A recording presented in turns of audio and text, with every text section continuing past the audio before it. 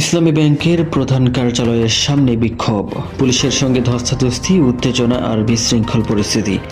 এমন এক সময়ে এই ঘটনা ঘটল যখন সামাজিক যোগাযোগ মাধ্যমে ইতিমধ্যেই ছড়িয়ে পড়েছে ইসলামী ব্যাংকের ভবিষ্যৎ নিয়ে নানা প্রশ্ন ও গুঞ্জন।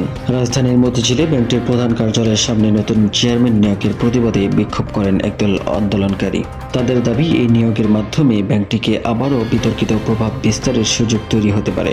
পরিস্থিতি এক পর্যায়ে উত্তপ্ত হয়ে উঠলে আইন শৃঙ্খলা বাহিনী হস্তক্ষেপ করে।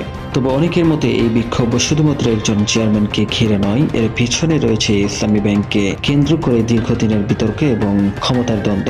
বাংলাদেশের ব্যাংকিং খাতে ইসলামী ব্যাংকের নাম সবচেয়ে বেশি আলোচিত হয়েছে এসালাম গ্রুপকে ঘিরে। অভিযোগ উঠেছিল ব্যাংকটির ওপর প্রভাব প্রতিষ্ঠার পর বিপুল পরিমাণ ঋণ বিতরণ করা হয়।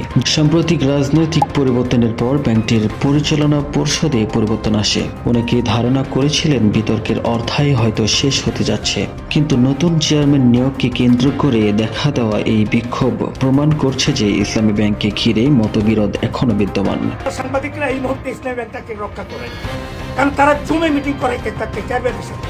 আমাদের এক বিন্দু রক্তটাকে এই জুমের মিটিং না, উনি আসতে পারবেন না, এখানে উনি আসতে পারবেন না। মিটিং হইলে তো আপনার এটা বোর্ড মিটিং হয়ে যাবে। আমরা তো এই চেয়ারম্যানকে চাই না, আমরা তো এই চেয়ারম্যানের জন্য আন্দোলন করছি। হ্যাঁ, জয়েন করে ফেলবো। আজকের বিক্ষোভ আবারও প্রমাণ করেছে যে ইসলামী ব্যাংক শুধু একটি ব্যাংকের নাম নয়, এটি বাংলাদেশের অর্থনীতি, রাজনীতি এবং ব্যবসায়িক প্রভাবের আলোচনার একটি গুরুত্বপূর্ণ কেন্দ্রবিন্দু হয়ে উঠেছে। আর সে কারণেই ব্যাংকটিকে ঘিরে প্রতিটি নতুন ঘটনা দেশজুড়ে তৈরি করছে নতুন আলোচনা, নতুন প্রশ্ন এবং নতুন বিতর্ক।